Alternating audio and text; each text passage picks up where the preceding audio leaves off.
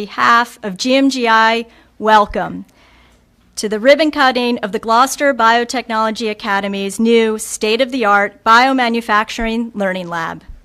It is an amazing facility, and we thank you all for being here today to help us commemorate it this morning. I'm Chris Bolzan, GMGI's Executive Director. So many of you who are here today gathered at 417 Main Street just a few short years ago when we cut the ribbon on our landmark research lab on the harbor. It should be obvious to all of you. This is a milestone achievement, and it was accomplished in the midst of a global pandemic. While a class of students, the class of 2021, continued their training in the classroom down the hall undeterred. We are profoundly grateful. We're also incredibly excited.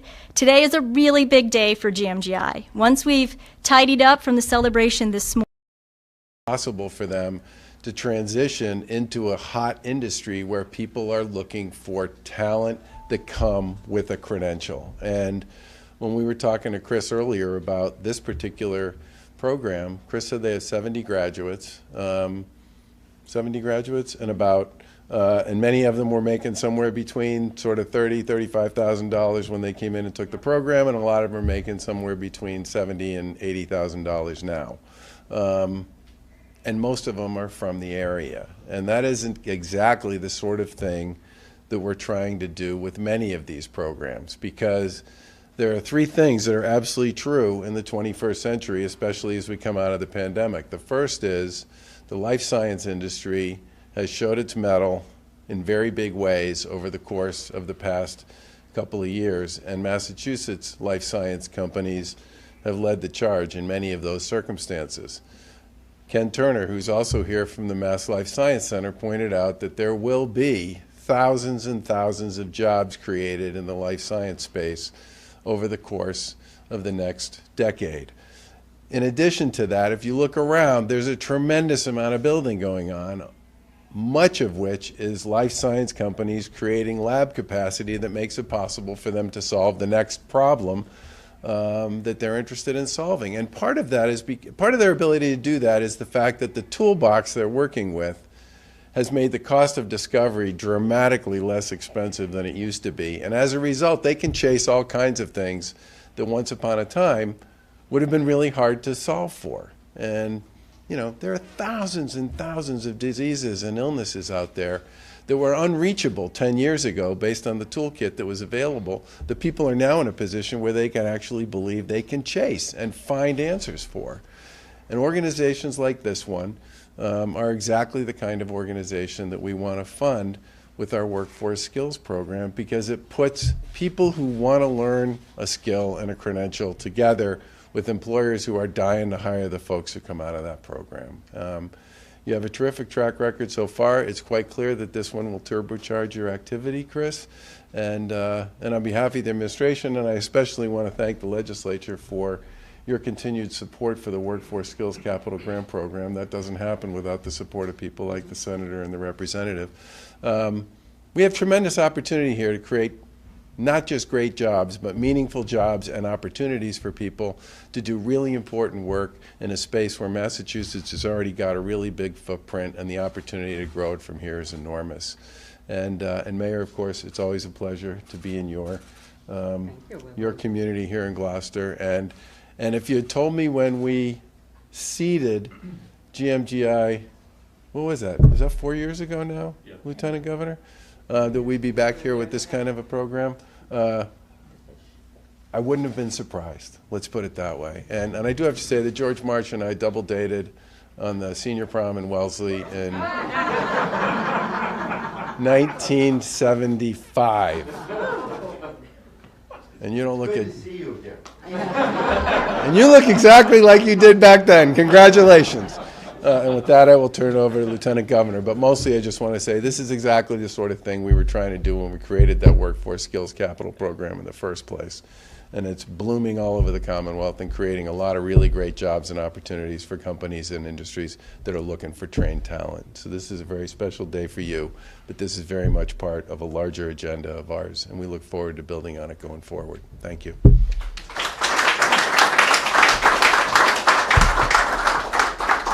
Good morning, everyone. It's great to be here in Gloucester on a glorious day. I think the last time, Chris, we were physically in this space was about 18 months ago in February, just before the pandemic hit. So it's really great to be back here in person.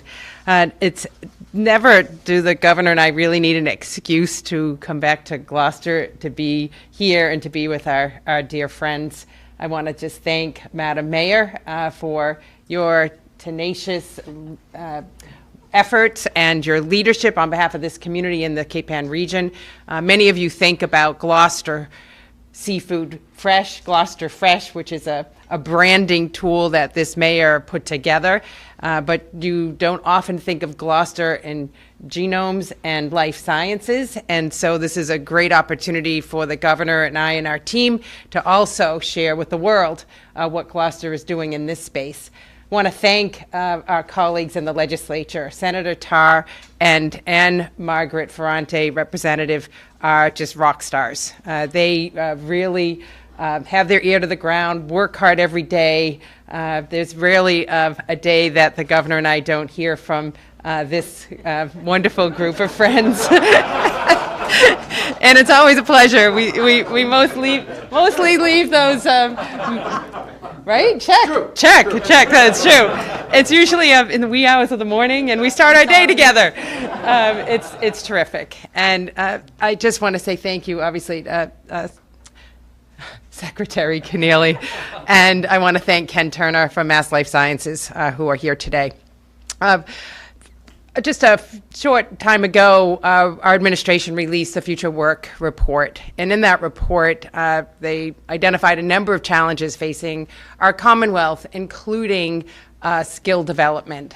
They predict over 400,000 retraining transitions that people of our Commonwealth will need to make over the course of the next 8 years up to 2030.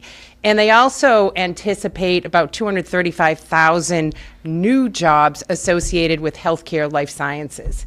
And those are probably underestimated. And we can't just keep doing the same things we've been doing over the past 10, 20 years. We've got to do something different.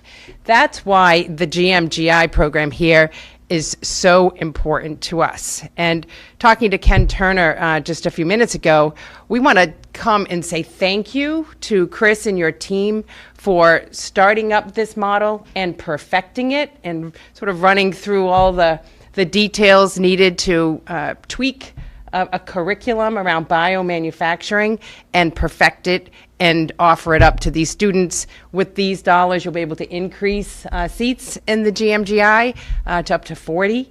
And if we can then take this model, Ken, and scale it up across our Commonwealth to other regions of our state, then we really will accelerate at the pipeline of talent that we need for this industry sector.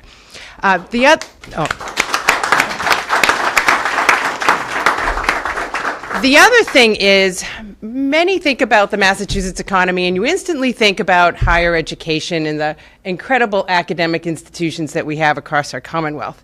But what has changed is not only the need for degrees, associates, bachelor and beyond, but also skills. Now, skill development can come in a lot of different flavors now, but the one flavor that we're highlighting here is that you have, I think the governor said, 70 students. These students are roughly in the age of 18 to 25. About a third of them are graduating from high school and coming right into this program, and others have already started another job but are looking to find a career path that will lead them to even higher wages.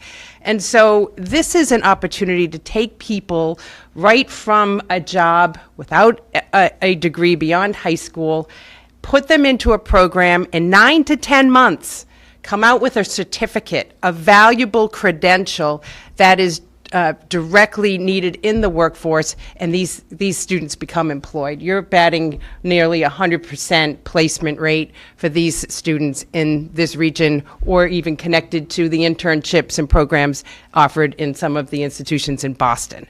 So this works, which is why the governor and I are back. This works, and we need to scale it up. So that's the point of today, to say thank you for getting this started. Thank you for pushing through even a pandemic to make it work even better, and for helping our administration look at more opportunities like this throughout the state. And one more plug for the unique opportunity that we have right now with federal ARPA dollars into our state. We have about $5.4 billion to program. The governor and our team put together a proposal of about $240 million for workforce training and reskilling people in our Commonwealth. And we're working hand in hand with the legislature to see some of those dollars programmed soon, so that we can see more of these kinds of programs scaled up across our Commonwealth. We can't wait. We're in the talent development business, and if Massachusetts is going to continue to compete and be that innovative economy and that life science economy that we know and love so much, we need the talent to fuel it. So congratulations. Thank you all for having us back again, and keep up your great work.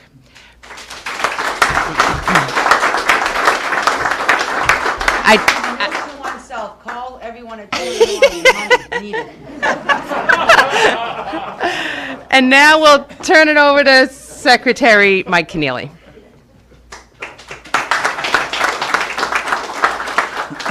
Well, thank you, Lieutenant Governor. Governor, great to be with you all here today. Great to be with the mayor, the senator, the representative, our partners in government, the leadership team at GMGI, everybody. It's a special day. You know, this initiative, again, demonstrates the power of our collaborative model, the ability for the state and the city and GMGI and corporate philanthropy and private philanthropy to come together and get things done. It's a wonderful example of collaboration, so big congratulations to GMGI on today. I also want to acknowledge Ken Turner, CEO of the Mass Life Sciences Center, my partner in all things life sciences. Ken's been on the job for 8 months, 9 months, there we go. And Ken has immediately embraced our passion and focus around workforce, and the idea that we need a lot more workforce in life sciences, and we want that workforce to be a lot more diverse. And so we got a lot more to do on that one. I'm looking forward to the work ahead. You know, as we think about the innovation economy in Massachusetts generally, there's probably a few things we all would like to have happen. One is that we want to make sure we're on the cutting edge. We're always pushing the innovation, pushing the R&D. The second is we want innovation to be a statewide opportunity. We want innovation in clusters and communities all around Massachusetts, not just in Boston and Cambridge. And the third is we want to make sure we get that workforce of the future. And GMGI has been such a big player in all three of those areas, really advancing the science, doing it in a way that advances this region, and creating that workforce of the future. So wonderful to celebrate this next chapter of GMGI's growth. And finally, to follow on some of the comments from the governor and the lieutenant governor on the future of work, we just wrapped up this big study on the future. And there's obviously a lot of uncertainty and a lot of scenarios contemplated about how things may play out around where people work, where people live, different industry trends. But there's a few things, no matter what the future holds, that we know we have to do. Okay, we know we have to produce a lot more housing. We know we have to support our downtowns and our small businesses. And the LG and I are going to leave here and go tour downtown Gloucester and look at some of the small companies there. We know we want to keep up our investments in the innovation economy. But also we know we need to retrain and reskill our citizens at a scale that's never been contemplated before. And it's why we're so grateful for the Workforce Skills Capital Program, $102 million so far to help build out programs like this. It's why we're grateful for the legislature for their support for the Career Technical Initiative to also boost the capacity of our vocational technical high schools and community colleges to train more students, both young people and adults. And it's why the governor, importantly, has proposed $240 million in ARPA funds to go towards workforce skills. Again, to do this work at a scale we've never been done before and make sure we've got the best, most competitive economy going forward. So congratulations to all for today. It's a great day for GMGI, for the city, for the state. Great to be here. Thank you all.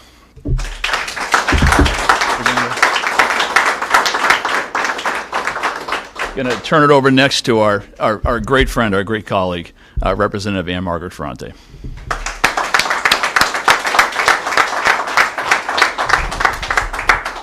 Thank you. Today's an emotional day for anybody that's from Gloucester, and I want to thank the mayor, and I want to thank Senator Tarr. Both of them and the three of us work almost interchangeably, and I think it's a model for how local officials should work together in order to get things done for their community.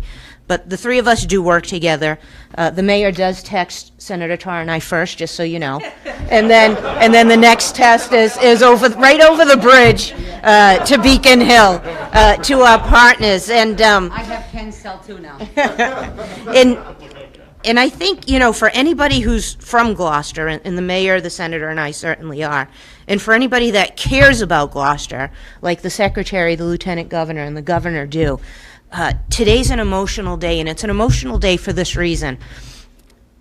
I was born into this community. I was born into a fishing family. And in the 1980s, when I was growing up, it was you had two choices if you came from a fishing family, or if you didn't and you were a hard worker. You could go through high school and launch off into college, or you could go through high school and then launch off into the fishing industry. And you could make the amount of money that we were just talking about, anywhere from $30,000 to $80,000 to $100,000 in the fishing industry.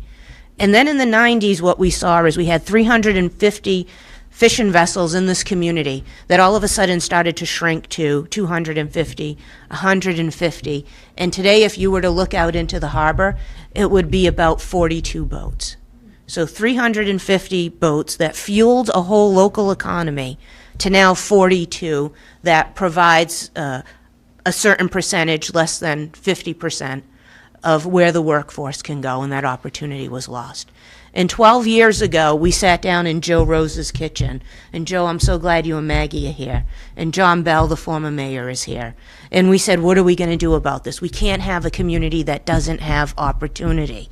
And I'm a firm believer, anybody who knows me, knows the mayor, knows the senator. When you live in a community that's as hardworking as Gloucester, the one thing that you learn is that dignity, human dignity, the dignity of people to thrive, the dignity of people to exist, oftentimes comes from their ability to work and support their family. And for so long, that was what the fishing industry gave, in addition to the close-knit family and community that it provided. It's what it provided to Gloucester. And suddenly, all of us knew that with government regulations, that just wasn't going to be there in the future. And so we sat down and said, what else could Gloucester be? And it was an important meeting because it was so long ago, and it started to lay the foundation of what would come. And we sat down and we said, is there an opportunity in Gloucester for life sciences? And what does that opportunity look like? And in the wildest of all dreams, we said it looks like a couple of different things. One is it looks like the ability to enhance the research that was done in marine sciences so that we do two things. We protect the fish that we're dependent upon to harvest, but we also have a thriving fishing community that's able to exist throughout the future. And then the second part of it was there would be pharmaceutical and medicinal opportunities to attack some of the most threatening diseases and viruses that threaten the human population. And wouldn't that be special to have that located right here? And so we walked down that road, and before you know it, it was like the Pied Piper of ideas.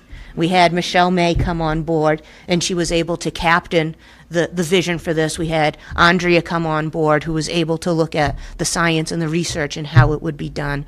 We had John Doyle come on board, and it was so important for John from the biotech, the director of the Biotech Academy, to come on board because it just couldn't be about scientific discovery. It had to be the Pied Piper of ideas that allowed people in Gloucester who were graduating from high school, who were looking for that opportunity, to have that dignity of supporting their family. And John trained so many of those people. There was Mark Vidal from Dana-Farber that came on board to talk about the science. There was Laura Sen that came on board to help with the educational component of this program. And before you know it, we had the governor's attention and the lieutenant governor's attention. Because again, this was, I can't stress this enough, the Pied Piper of all ideas. It just worked. Secretary Keneally talks about, you know, this vision that we could have development and innovation outside of Boston and Cambridge. This idea provided for that. And when we first said, let's have biotech in Gloucester, I think there were a couple chuckles, right? And now nobody's chuckling. Everybody's trying to get the invitation to be here this morning to see the launch of the experience. So joke's on them. So, and I know Lindsay Coolidge is here, and he's been a wonderful supporter of this endeavor personally, and making sure that we have the resources to launch the way we did. And I thank you for that, Lindsay, as a state representative and as a daughter of a fishing family. And I just want to speak in one more capacity this morning, and that's as a cancer patient. Everybody here knows that I'm in treatment for pancreatic cancer. I'll be leaving here today to go to Dana-Farber for some scans. And it's not lost on me. The governor and the lieutenant governor and I and the mayor and Senator Tarr were just talking with Chris Bolzan. It's not lost on me that we're growing the folks that are going to be working in the labs. And it could be very possible. And this is why I'm chairing the next two ARPA hearings. And I have my eyes on everything that the governor proposed and the lieutenant governor proposed in order to train these folks. And the reason is it's not lost on me that these are the people who are going to be working in the labs that could possibly unlock the cure for people like me. And not just in pancreatic cancer, but in diseases that range the whole spectrum. They're the ones that offer hope to us. And it doesn't matter if they're graduate of this 9-week program. It doesn't matter to me if they're a PhD from Harvard. What matters to me is they're the folks in the labs that we're fueling and we're putting there, who are the ones who are going to be able to say to somebody like me, a patient at Dana-Farber or a patient in any medical institute across the country, that they were the ones that worked on the cure for us. And that's why what we're doing here is so important. It gives dignity to the people who are looking for that job. It gives dignity to the patients that are going into Boston every day to receive their treatment for the big bad diseases that threaten all of us. And so from the bottom of my heart to Michelle May, to Chris Bolzan, to everybody here from GMGI who made today a reality, my heartfelt appreciation goes out to you to make sure that we're doing the work, we're training the students, we're bringing everything to the table, we're all in on what happens next, not only in the economy, but what happens next to the people that need it the most, literally the most vulnerable amongst us.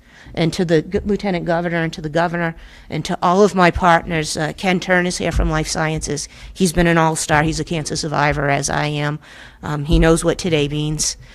To all of you, thank you, because when you look at the most vulnerable, right, it's not always just the sick. It's those that are out of work. It's those that are fighting in their recovery, who are looking for that opportunity in the next step, you know, in the next chapter in their lives. And we're doing it on so many levels across the spectrum. Today, we're doing it, and that's the most important thing, and that's the message that I want to leave all of you with today. Thank you. And Michelle?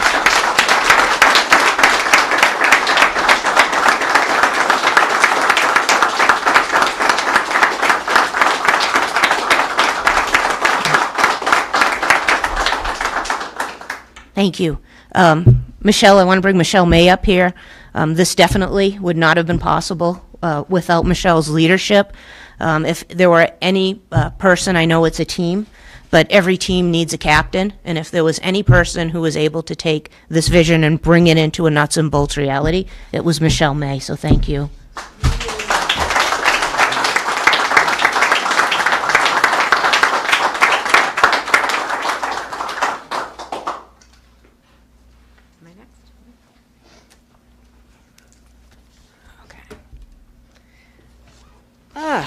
That was an introduction. Thank you, Anne Margaret. So as we've heard today, we're here for yet another transformative addition to the community and the region, which could not have been done without your support. In 8 short but really busy years, GMGI has contributed to the advancement of knowledge, improved the blue economy, created a new incredibly successful model for delivering vocational training, and transform the lives of both students and their families. On behalf of GMGI's board, I'd like to thank you all for coming, but more importantly, I want to thank you for the support that you all have given us.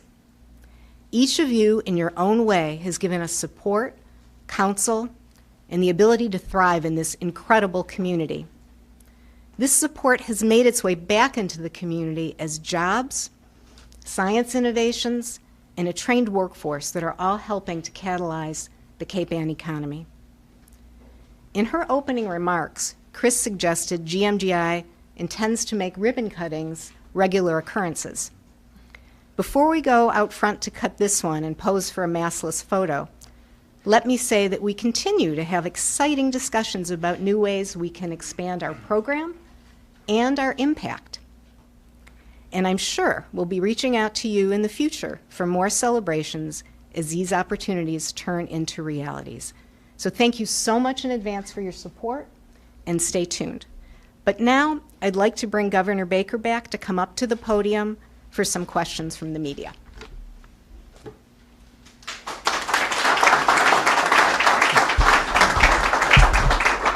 So before we do that, I don't think I've ever been in an event with either Senator Tarr or Don't stop. Mayor Taken where they didn't speak.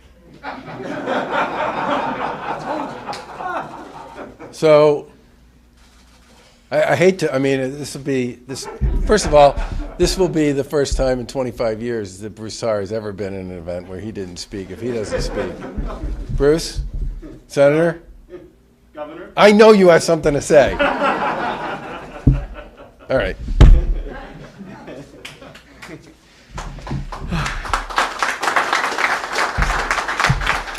Well, thank you very much and good morning. And it certainly is a thrill to be here with so many people who are making such a difference, not only in Cape Ann, not only for the life sciences, but for the entire Commonwealth of Massachusetts. And Charlie, it is unusual for me to see a microphone and not jump, so I appreciate that.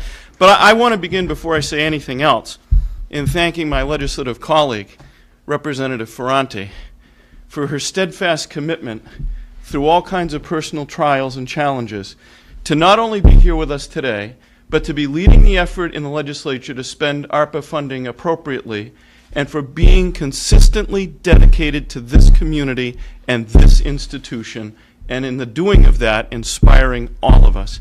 And Margaret, thank you.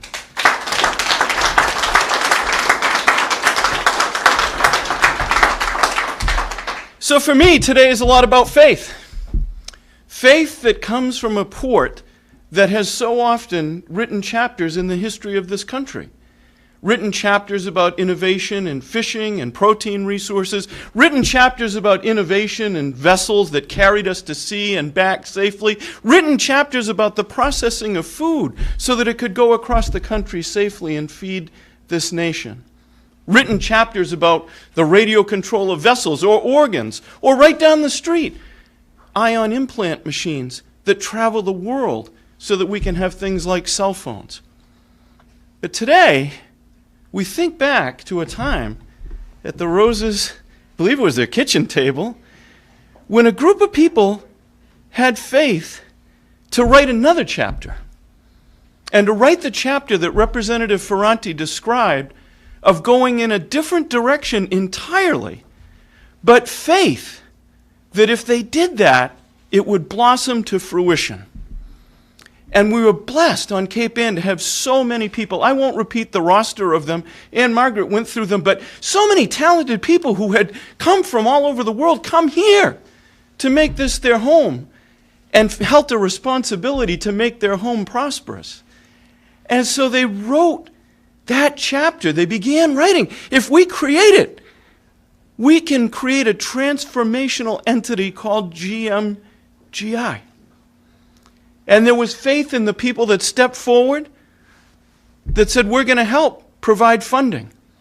There was faith that when you open the door, that students would come through that may not have had an easy path so far in life, but wanted a different one and knew they could get it here. And there was faith on the part of Charlie Baker and Karyn Polito and Mike Keneally and now Ken Turner to say that we are going to believe in this. And there was never a time when a call went out to the Baker-Polito administration that the answer wasn't, how can we help you and how are we going to do it? And I would be lying if I didn't acknowledge that some of those calls did happen in the early hours of the morning. Anybody that knows Safathia knows that, you know, we program our phones at 2 a.m. to ring so that we'll be awake to receive her call, because that's how dedicated and committed she is. But there's been faith every step of the way. And faith built that room right next door where students are opening their minds and their worlds to new horizons. And now faith to go in this direction, to say that we're going to begin taking the academic understanding and converting it to manufacturing things that will save and change and improve lives. It's all about faith. And in the long run, it's about faith that the students who go from there to out there, they're going to change our world. And just maybe, while they're doing it, they're going to look back and they're going to say, I changed the world because a group of people had faith. And they believed in me. And now I believe in them. And I'm going to make their lives better forever. It's all about faith and what faith we have in each other at a time when our world so desperately needs it. So, Governor, with your permission, I would like to ask Chris and Michelle to come over with Representative Ferrante and our mayor. We do have a Senate citation. Oftentimes when we make these presentations, people at GMGI shake this to see if a check will fall out. Sometimes it does. That's today one of those times. Oh! But so we can get this out of the way, if we can just step to the side and maybe just do a quick group photo here. Are you worried about me? You should have the governor and Karen. Yes. All of us wants to take a picture. He said it, don't look at me, I'm really good. You get up front, there you go. All right, we're going to look left first. Look at John Bell. Okay, now go toward the middle. And then wheel to the right. Okay, we're good. Thank you all very much. Thank you, Governor.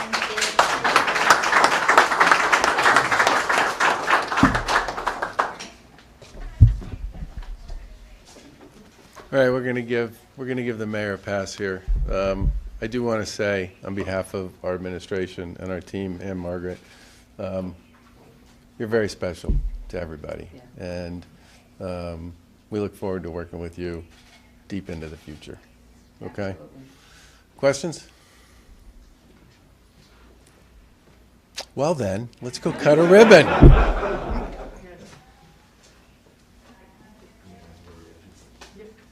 So will the following folks please join in front for the ribbon cutting?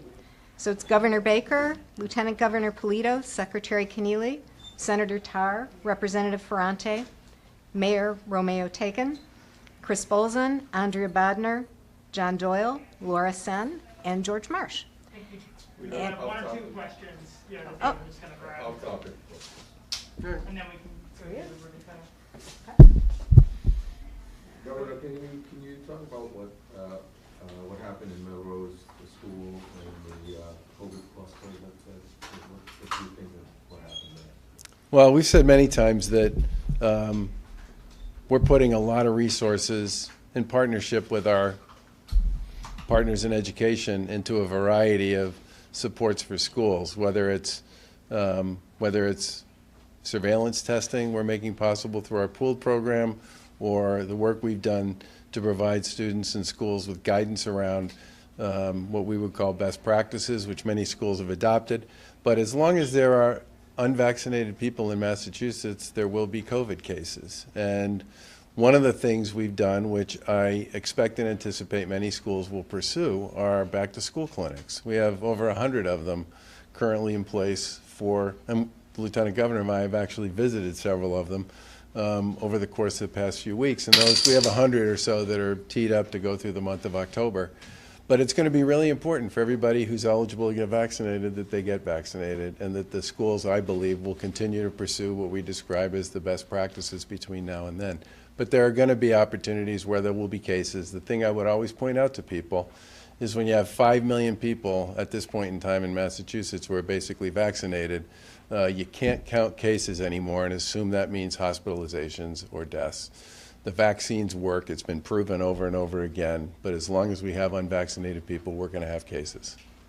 Are there any plans, like if this happens in any other districts, to like how the districts should deal with it? We've given the districts a lot of guidance about how to handle cases generally, and I think our stay and test program in particular is a unique way of trying to make sure the kids have the ability to stay in school. I think many of us believe that last year was extraordinarily difficult, not so much in Gloucester because kids were in school in Gloucester. Kudos to the mayor and to everybody associated with education here. But when we opened schools up in the spring, the amount of joy that we heard from kids generally about their chance to be back in the classroom was palpable. And we're going to continue to work with people to make sure we have programs and protocols in place, as well as policies to support surveillance so that they can get the most out of in-person learning. I think the remote learning is off the table right now. Is there any plan to bring that back now with these new cases that the kids have to stay home quarantine? Schools have a certain number of days baked into their calendar that they're allowed to miss. And I think our view at this point is in-person learning is where we should be and where we should stay. And anybody who isn't vaccinated, who's eligible, should get vaccinated and take advantage of these clinics that we've put up. Thanks, everyone. Thank you. One last question. Coming up on the anniversary of 9/11, your thoughts? So I think everybody remembers where they were. I certainly do, when they first heard the news about what was happening on that morning back in 2001. And for many people, including those I know and some of my family, it was profoundly important because they had family that worked in one of those towers.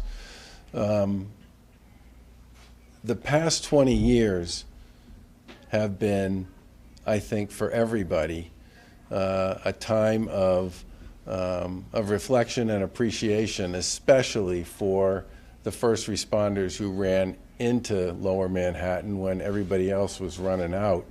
And I am incredibly grateful for the fact that all over the country and here in the Commonwealth, there have been celebrations of those we lost and those who performed heroic acts throughout the course of the days after 9/11. And there will be a series of events here in the Commonwealth, big and small, over the course of the weekend to recognize all those we lost and all those who performed so magnificently during the very dark days that followed.